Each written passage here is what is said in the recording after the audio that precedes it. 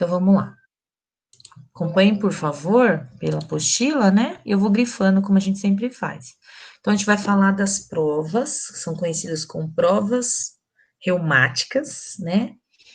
Que usam o método de aglutinação e usam o suporte látex como esse meio para a gente ver a aglutinação do anticorpo com o antígeno, tá? Então, é um jeito da gente ver, visualizar olho nu, o látex. Como eu falei na outra aula, o látex é como se fosse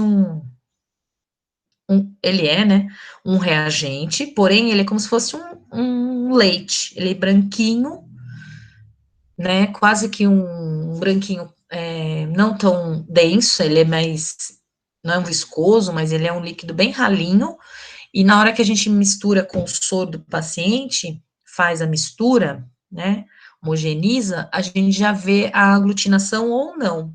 E para a gente, a aglutinação do látex é como se ele ficasse arenoso, ele separa da parte líquida e fica as partículas mais suspensas nesse líquido e a gente consegue ver essa separação. Então, a gente fala que aglutinou, que aí é positivo quando aglutina, tá? Os testes conhecidos, o médico pode pedir, são isso aqui, ele pode escrever no pedido médico, PCR, ele pode escrever, também a gente vai falar, né, que usa o mesmo método, fator reumatoide, e ele pode pesquisar, ou ele pode pedir também o ASLO, tá?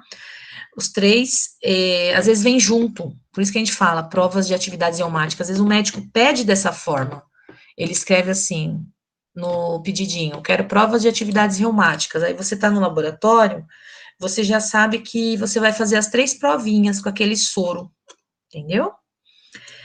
Então, a gente vai ver que os 3, eles não são diagnósticos precisos, específicos, eles são diagnósticos superficiais, vamos dizer assim, ele mostra um caminho para o médico, mas ele não fala efetivamente o que está acontecendo, né, assim, quem que está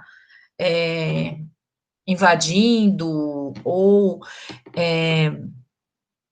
onde, ele não mostra assim, quem e onde, ele mostra num geral, e ele tem uma validade curta.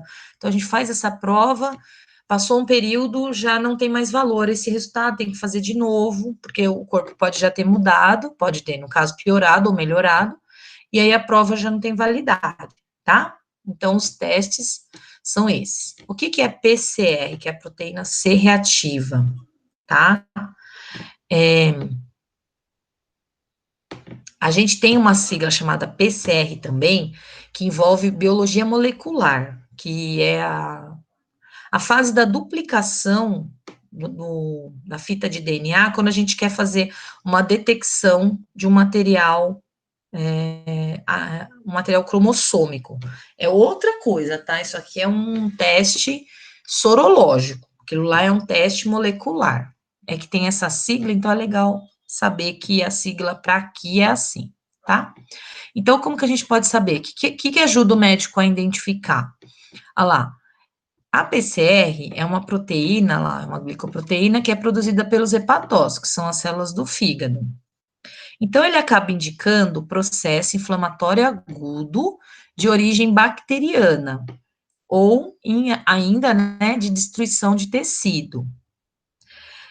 O aumento no soro vai começar após a infecção, né, de 4 a 6 horas, tá? Então, vamos grifar até aqui, que é interessante a gente saber que é uma infecção bacteriana. Ah, mas que bactéria? Não sei, não é específico, tá? E aí, ela, sua meia-vida é de 6 horas, então ela tem um tempo que fica alto, depois vai abaixar, vamos dizer assim.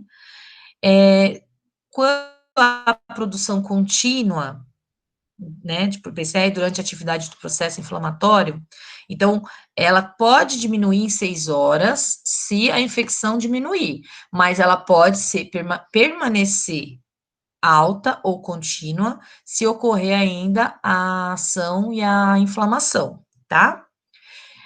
Quando a regressão, lógico, o nível também vai cair, tá? Então, a gente vai poder monitorar o paciente pelo PCR para ver se a infecção bacteriana aumentou ou diminuiu, bom?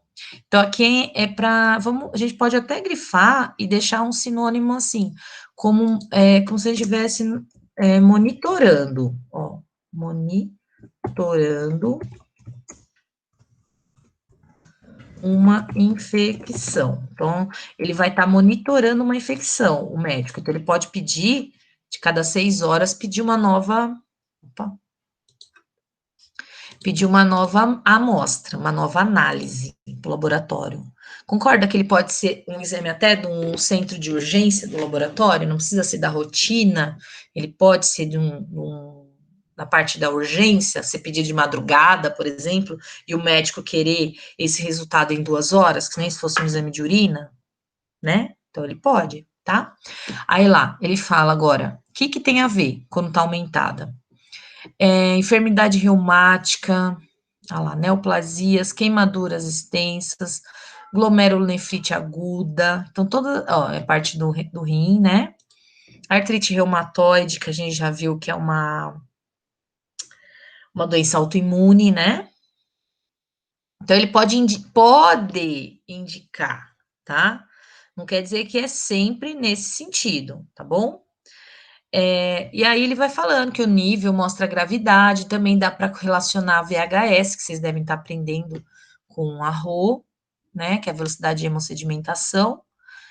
Aí tem outra técnica aqui que é bioquímica, mucoproteína e alfa-glicoproteína ácida, são outros exames que estão relacionados, mas a gente pode pedir tudo junto no perfil, para ele tentar investigar esse caso. E aí ele pode, então, como a gente falou, ele vai monitorando essa infecção, essa inflamação, e vai se orientando daí, olha lá, ele vai tentando controlar, fazer a prevenção do paciente, ou o tratamento com essa referência. Então, vamos deixar até aqui, tá bom? Deu para entender? É uma infecção bacteriana, e aí essa infecção faz com que os hepatócitos produzam essa proteína, e aí ela vai aumentando conforme essa infecção, tá bom? E o fator reumatoide, o FR? Ele pode ser um pouquinho mais exclusivo para casos de quem tem artrite reumatoide, tá? Então, ele pode indicar já uma infecção para esses quadros, tá? Então, ele fala lá, ó, está presente onde o sistema imune é altamente estimulado, tá? Além de também outras referências, ó, não só artrite, mas endocardite, que é uma infecção bacteriana no coração, a malária, a sífilis, tuberculose, olha quantas doenças doenças autoimunes, né, como essa, que podem estimular e aumentar esse fator, tá bom? Lá, olha só como eu falei, não é específico, então não quer dizer que aumentou é artrite reumatoide, bem como a ausência também não afasta, tá bom? A titulação, ela é legal fazer, né, para diagnóstico, e pacientes com artrite, que representam os títulos de FR, são mais suscetíveis a ter um processo sistêmico, então ter uma referência a nível do corpo total, tá? Essa parte de fala de títulos, a gente vai entender na técnica, tá bom? Então, vamos grifar só aqui o que tem a ver e as doenças que podem estar monitorando, tá? ASLO é o último que a gente vai ver aí das provas. Como que é o ASLO? Anti-streptolizina O. Então, ele vai contra a streptolizina O. E o que é a streptolizina O? Vamos ver. Olha lá. Ela é uma exotoxina. Então, assim, o streptococo, tá vendo que tem a palavra aqui, vem de streptococo. Beta-hemolítico, ela produz algumas toxinas. E elas atuam como antígeno no corpo. Então, por exemplo, eu tenho uma infecção de garganta que pode ser por estrepto. Como o estrepto produz essas toxinas, né, e isso para mim vai atuar como antígeno, eu posso criar como se fosse uma referência, eu posso criar um anticorpo contra a streptolizina O, que é essa toxina produzida. E aí, né, olha lá, o organismo infectado produz anticorpos contra essas toxinas, e aí isso pode ser detectável por esse exame. Então, se eu fizer um teste e der positivo para aslo, quer dizer que eu tenho uma infecção bacteriana por beta-hemolíticos, que pode ser também uma infecção de garganta, tá? A das mais simples, né? Então, vamos grifar aqui. Fala que foi para quem descobriu, mas é legal grifar aqui, ó, que fala disso, tá? E aí a gente vai vendo o título também, que a gente vai entender agora o que é um título para saber o grau de infecção. Então, nas práticas, a gente vai fazer, é simples assim. É uma gotinha ou 50 microlitros do soro para uma gotinha do látex, que ela vem num frasco conta-gota e você mistura os dois, tá? Tem o controle lá, a gente faz para referenciar, mas dá para ver nitidamente quando dá positivo ou não. Então, cada círculo da plaquinha, a gente coloca as duas coisas, né? O soro e o látex. Vai esperar 2 minutinhos, movimento de rotação na própria mão ou naquele negócio que balança lá da escola. Aglutinou é positivo, não aglutinou é negativo. Quando aglutina, não pode só liberar assim, aglutinou. Isso, a gente vai ter que fazer essa diluição aqui, ó. Que seria diluir, pegar 6 tubinhos, tubinho pequeno, tubo de vidro, né? Colocar lá 200 microlitros de soro no primeiro, soro do paciente, e nos outros, menos nesse, a gente vai colocar solução fisiológica, ó, NaCl, vai colocar 200, 200, 200. E aí a gente vai pegar esses 200 do primeiro tubo, vai transferir para o segundo, vai misturar com a própria pipeta, vai pegar 200, levar para esse, misturar com a mesma pipeta e a mesma ponteira, né? Se a gente tem aquela pipeta que chega a 200, então a gente faz assim. E vai indo, indo, indo, indo, até que a gente chegou aqui, a gente mistura também aqui, tira 200 e descarta. O que a gente fez? A gente usou um tubo aqui, um soro puro, e foi diluindo ele. Conforme você vai misturando, aqui você dilui ele. Então, a gente tem uma diluição 1 para 2, depois 1 para 4, quer dizer que você dividiu mais uma vez. Aqui você dividiu mais uma vez 1 para 4, aqui você dividiu mais uma vez 1 para 8, e aqui você dividiu mais uma vez 1 para 16. Então, é uma forma prática de fazer essas diluições.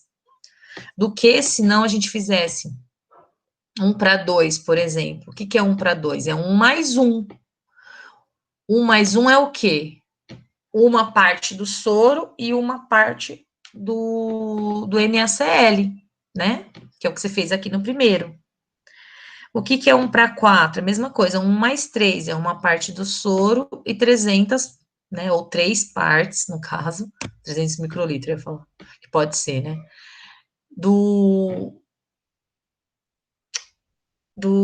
Da NaCl, do soro, né? Então, e assim vai. Então, é o jeito mais prático de fazer. Aí, você vai pegar essas todas as diluições. A primeira, você não vai precisar repetir, porque você já fez aqui em cima, né? Lá no laboratório, que é a mesma coisa aqui, ó, tá vendo? É a parte pura. Mas aqui, daqui em diante, você vai fazer de novo, você vai pôr de novo. Pegar aqui 50 microlitros daqui, pôr na plaquinha, pôr uma gota de látex, pegar 50 daqui, pôr na plaquinha, uma gota de látex, e assim vai, misturar todos por 2 minutos, mesma coisa, e vai ver até onde é positivo. Aí, por exemplo, deu até aqui já não deu mais, deu negativo. Então, você vai colocar o resultado assim, ó, que o PCR do paciente é 96 miligramas por litro, ó, porque 1 para 16 quer dizer que ele tem 96 miligramas por litro de PCR, dessa proteína, ok? Isso na prática, lógico, é muito mais fácil, tá, gente? Então, isso também a gente vê para o fator reumatoide, é igualzinho, ó, é a mesma coisa, só muda o reativo, que lá no reativo tem outra substância. Tem a diluição, mesma coisa, e, só que não aparece do aslo, mas do aslo também tem, tá bom? Então, é isso. Vou parar aqui. Deu para entender essa parte? Mesmo que eu sei que é